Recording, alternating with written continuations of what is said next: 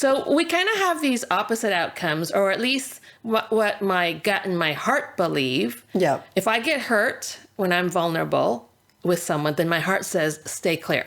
Yeah. Don't trust them. Like, let it go. So my gut says don't trust them to begin with. Oh, yeah, exactly. Right? Yes. We got to find, like I said, our two guts together, I our two know. feelings together. We need like a gut heart transplant. I think so. Good morning, Mary. Good morning, Jillian. So good to see you. It's great to see you, but we've had like this weird morning so far. What? Are we getting older? We've been doing all this voice clearing. And... Well, that is what professionals do. We do these exercises to make sure our voices are ready. Okay. Okay. Well, carry on then. Okay, well then. Well, welcome everyone. We are going to be talking about how to filter out the noise. Ooh. Oh, yeah. Well, there's noise, and then there's internal noise. And this is what we're going to talk about, the noise that goes on. I have so much noise in my head. I know. Really, honestly, is it ever quiet? You know, I think for some people it is, but I don't like those people. Am I allowed to tell people about what you did, Cam? I'm talking to my son right now. Okay, so this is a thing that I wish I had the gift of. But when Cam was 6, he came running down to me and goes, Mom, look, I can think about nothing. And I was like, oh my gosh, that's amazing. Can you show me again? Cam, you are a superstar. You are. We love you. Totally. We were actually just mentioning that if we didn't have him, first of all, we'd be recording about 5 hours later, but here we are. Here we are. Thanks to He's Cam. fixed all sorts of things. Absolutely. So this episode is about filter out the noise, and it's about our gut instinct. Not the one a few episodes back where, my gut was on fire. Not that kind. Well, it could be too, but I guess it's kind of all related. But it's a real thing. So we've talked about this before, about how our gut center actually has intelligence that's legit. Yep. It actually stores information and intelligence. And it's important to pay attention to our gut. Yeah. Until our gut gets us in trouble. Well, there is a saying, trust your gut. Right. Right? Yes. And so there is a whole neurology behind how our gut is linked to our brains and to our hearts, to our whole body. And it delivers actually through the vagus nerve information to our brain faster than our conscious mind could even track with it. So it's like instantaneous. That's the gut instinct. And I think for a lot of people, they would understand that because when they're in situations where they get that nervous stomach, they might realize that something's off. Right. Faster than others, right? Right. And I heard a stats once before, which is a little frightening, that a lot of times when women find themselves in difficult situations, like dangerous situations, their gut picked up on it a long time ago. But as women, because we're supposed to be brave, we're supposed to face our fears and all that, we actually learn to ignore that gut, and we head into danger as a result. Or we've been told that we need to not make a fuss. Exactly. So we don't want to draw attention to it. Push that all down. Yeah. Exactly. So the challenge is that our gut center does deliver important information, but at the same time, we have to be careful that it doesn't override. So there's some very specific ideas around the gut that I think is really, really cool. But since, Jillian, you're an 8 on the Enneagram, and we know that's smack dab in the gut center. Oh, yes. It's a big time gut center type of personality. So maybe you can start off by giving an example when your gut was actually helpful. Well, my gut, when it's helpful, there's been a couple of situations. I remember once talking about a dangerous situation where I was leaving a premises and it was late at night. And it was in kind of a rougher area. And I felt like I was being followed. Okay. And I was like thinking of all the things. What do I do when I'm being followed? I'm trying to remember. And there was another man kind of a little bit ahead of me. And my instinct was to run to him and pretend we were best friends. Interesting. So I literally ran up to him and said, hey, it's great to see you. I think I'm being followed. How are you doing? And the person who was following me actually left Wow. and went the other way. Oh my gosh. So it was a very quick, Right. in the moment thing. Right. And so that's when it has benefited me. Right. Definitely. Yeah, for sure. And I've seen you in action with your gut, and I trust your gut.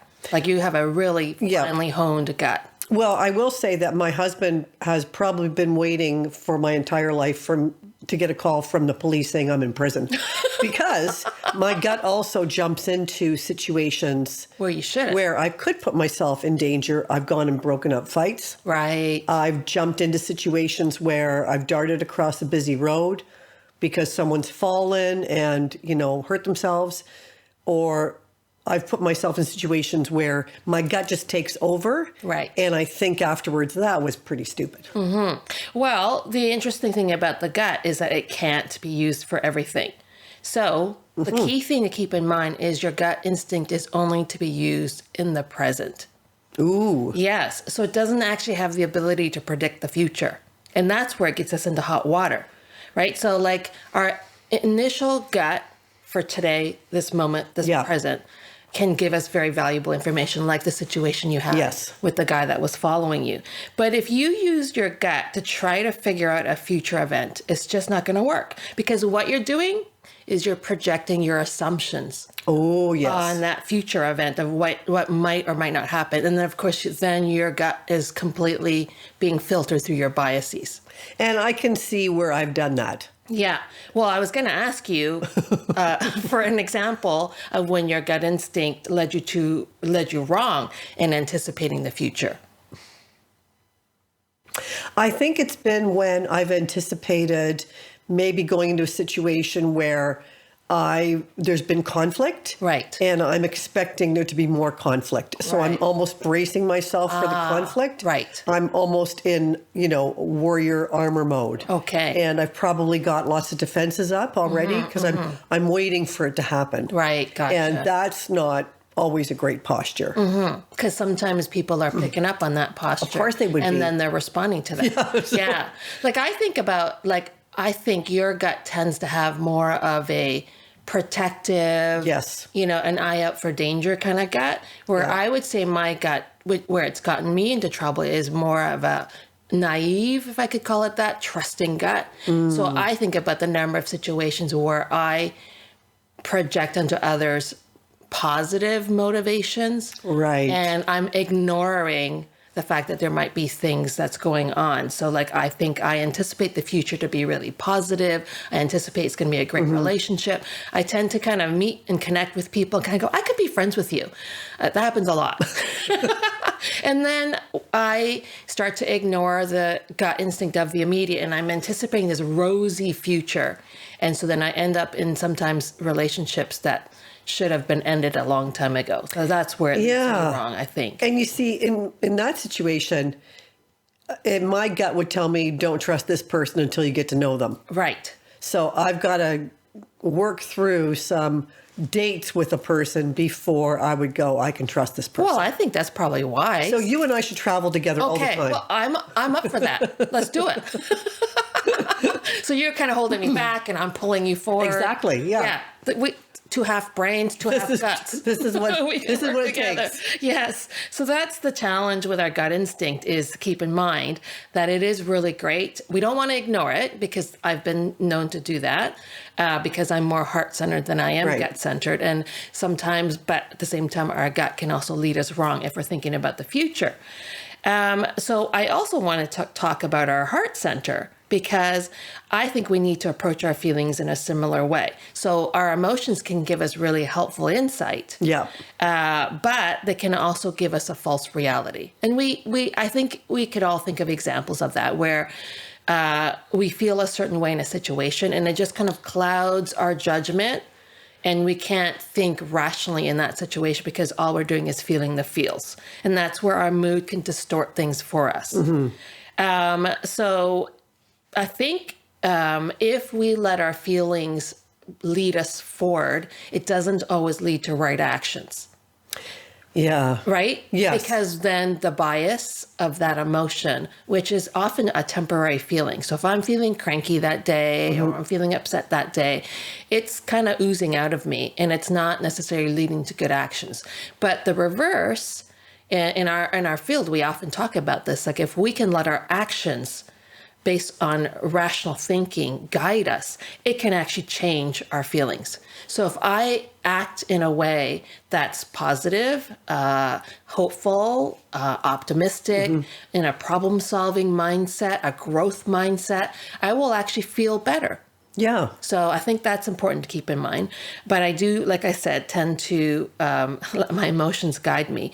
And in my field, it does help in the sense that I'm emotionally quite present when I'm working with people. I can sense their feelings. I'm very, very good at picking up on feelings, even sometimes sooner than the person themselves are feeling it. Oh, I've seen that in action. Yeah. Yeah, where I suck is my own emotions. I'm a master of denial, and I tend to suppress my own emotions and my needs. So I'll give an example. I had a situation happen recently where a friend hurt my feelings, and I'm terrible at recognizing when my feelings are hurt. I'm really, really bad at it.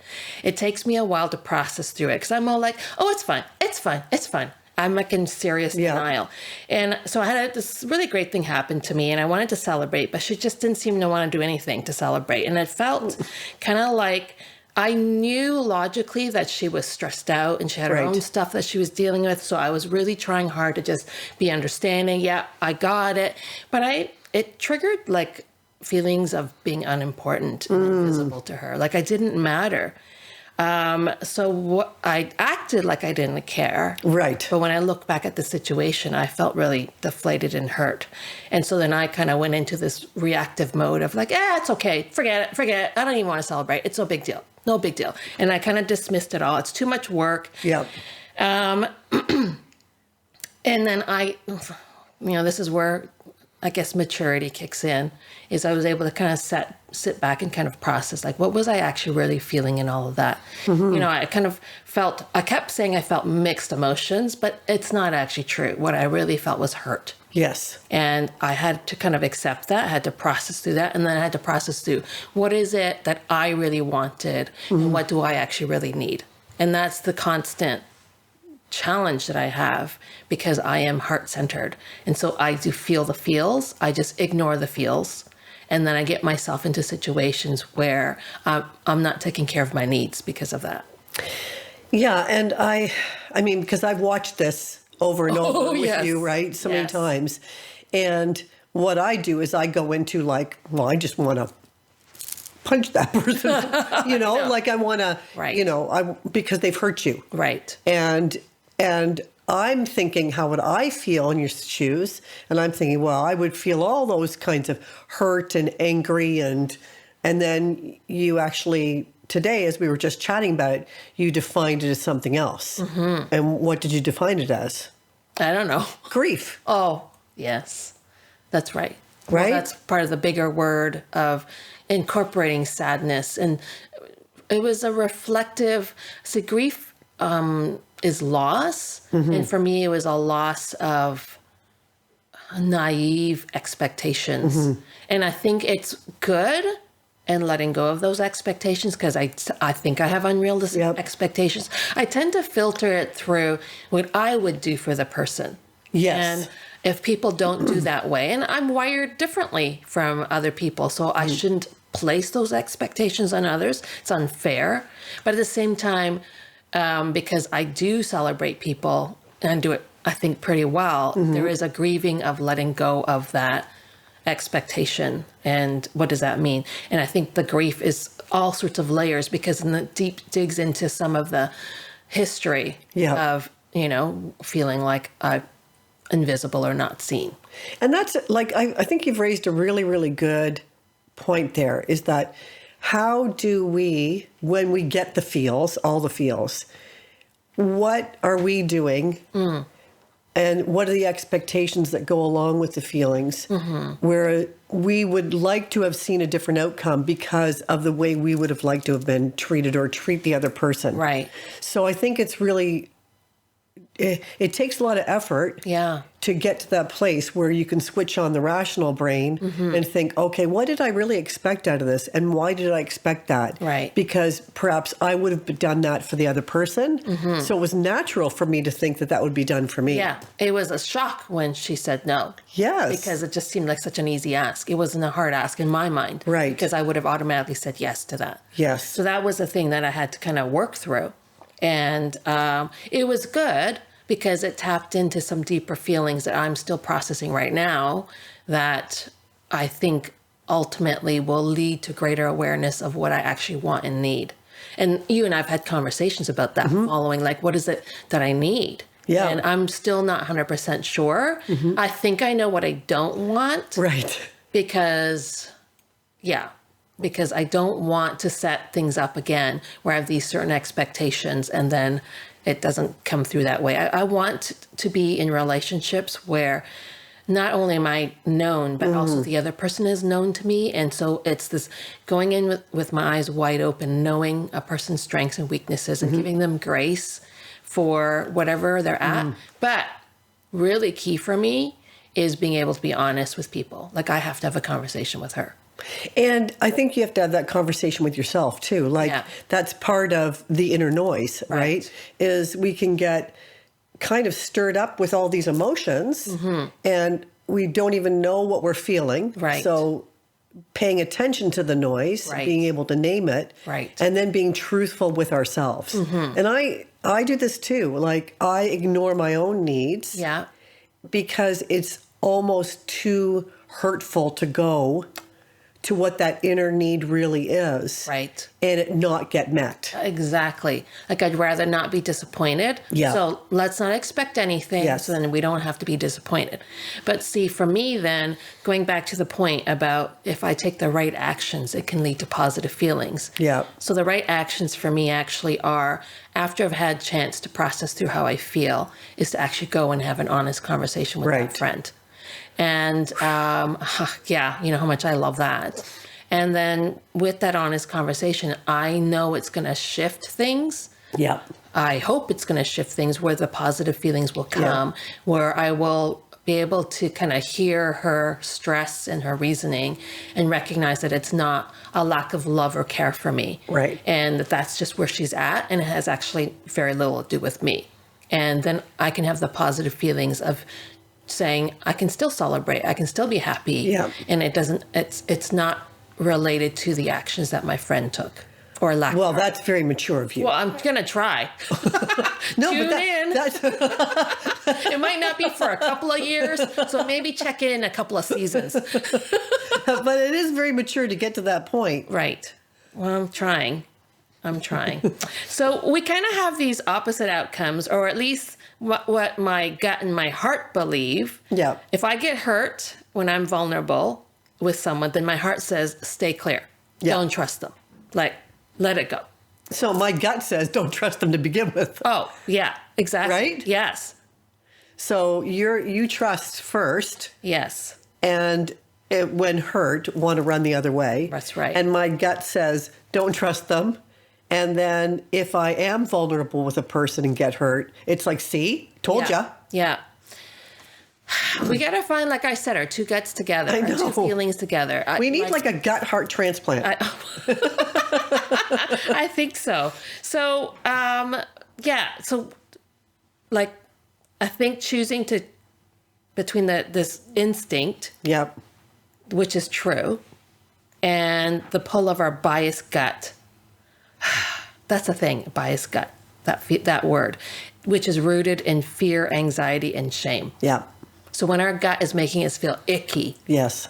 as opposed to alert, and especially when our gut is making us feel icky about the future.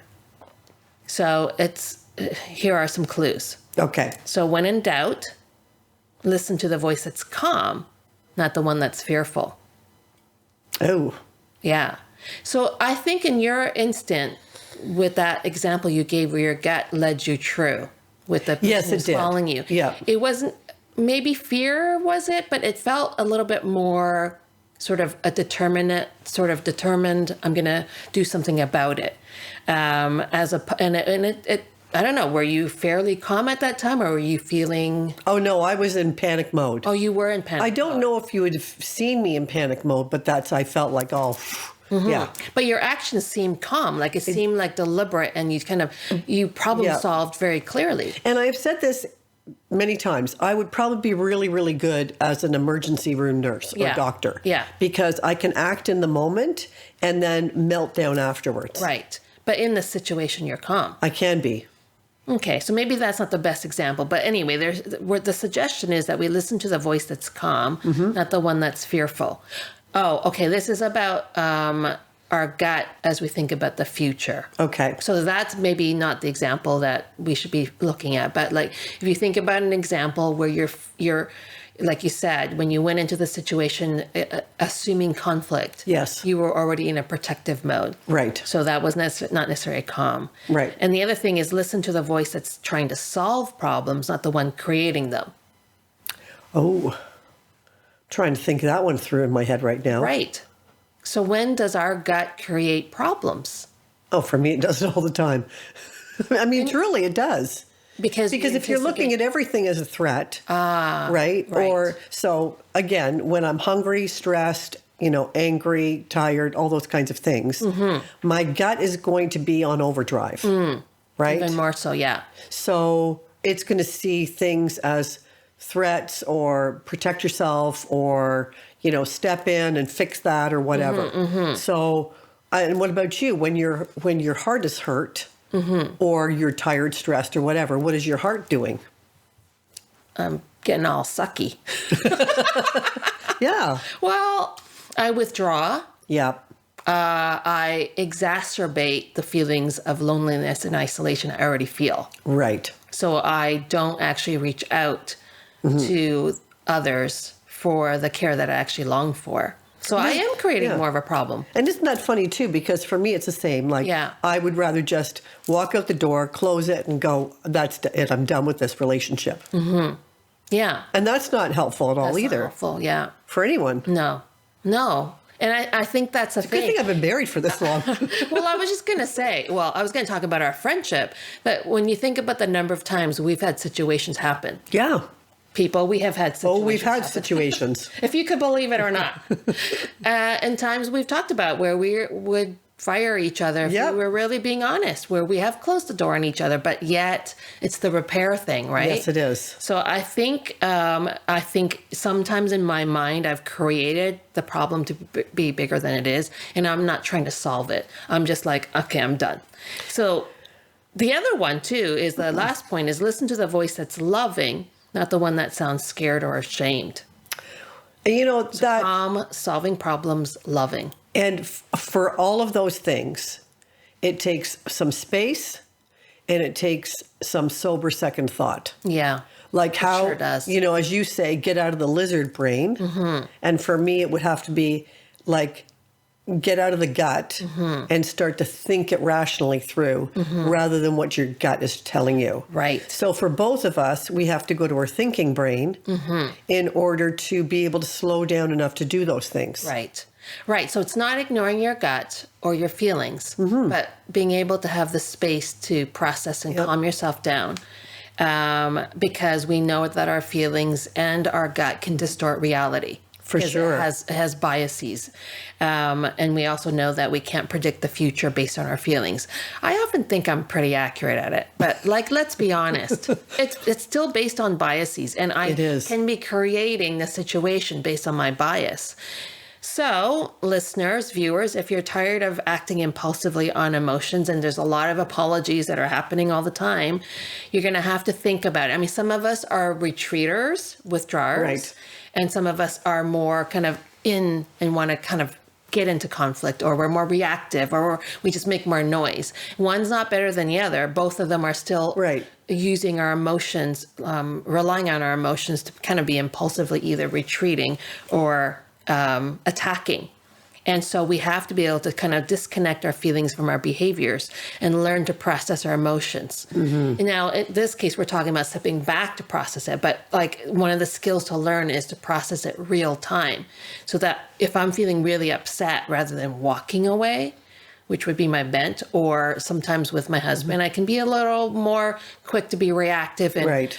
I can be reactive in a calm way, believe it or not. I can sound so rational, but he knows my voice has gone up and my words get sharper, more pointed, but I'm saying it in a calm way, which kind of makes me lie to myself that I'm not actually being reactive, but I totally am.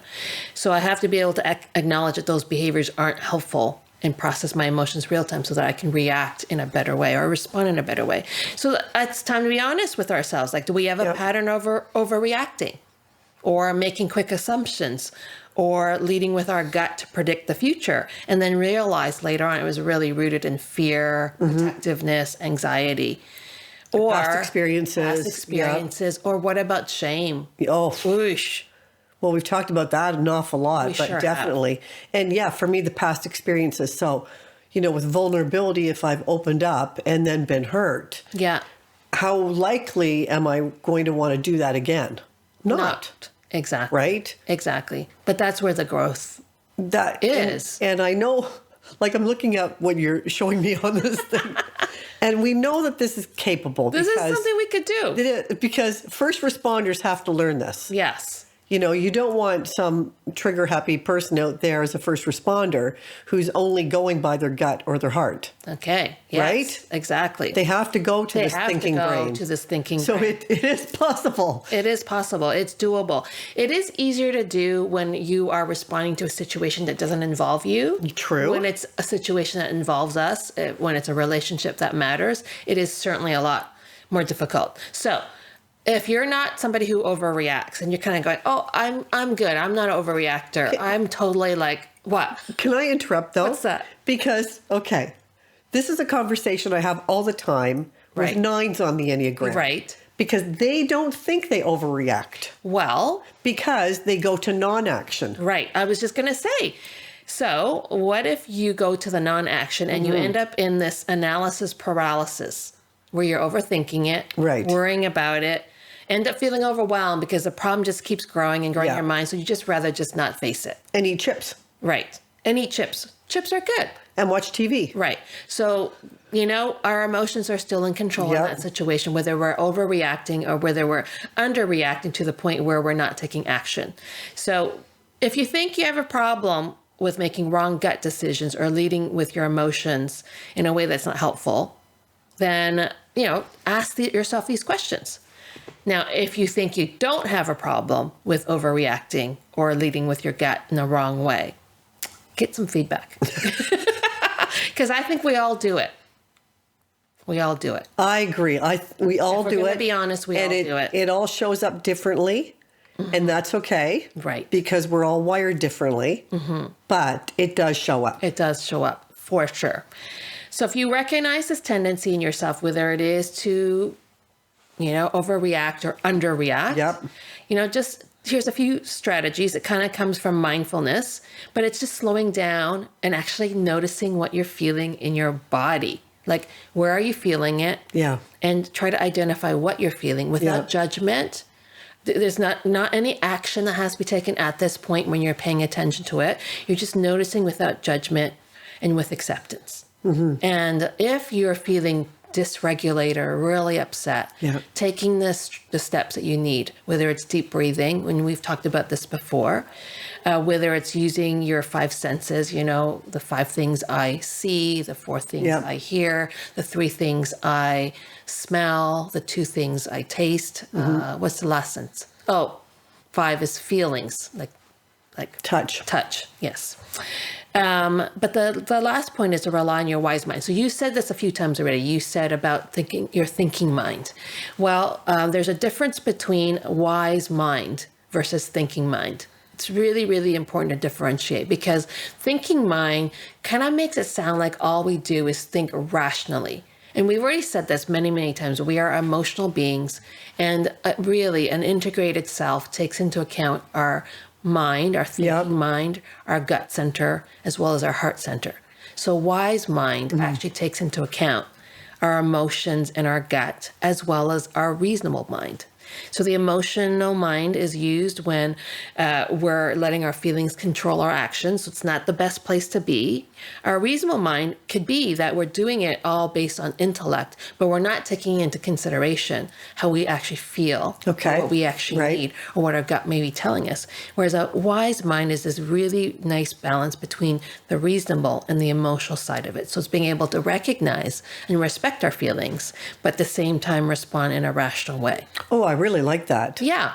And I can see the difference between the thinking mind and the wise mind, because the wise mind also tends to lean into experience. And when we go to that projection, it goes, well, I thought that before, but it didn't actually work out that way. Right. So why am I letting myself do that? Right. Yeah. Yeah. So we have a chart that's on our show notes. So if you want to get a little graphic about this wise mind, emotional mind, reasonable mind, that'd be, helpful. I find it helpful just to look at it because visually it makes a lot of sense to me. It's a great visual. Yeah, it is. Yeah, so there you go. That's our listening to our gut in a wise way, filtering out the noise, listening to our emotions also in a wise way. So thanks for tuning in. Oh, super. Thank you. I love this. Yeah. I've been using this all the time now. I know. We're going to be staring at this chart for a while. Take care. Take care. Thanks for listening to the Fully Lived Life podcast. We hope you found it encouraging and helpful. Be sure to follow or subscribe so that you never miss a new episode. And if you enjoyed our show, please help spread the word by sharing with your friends and family and posting on your social media. Thanks for listening, and tune in to our next episode.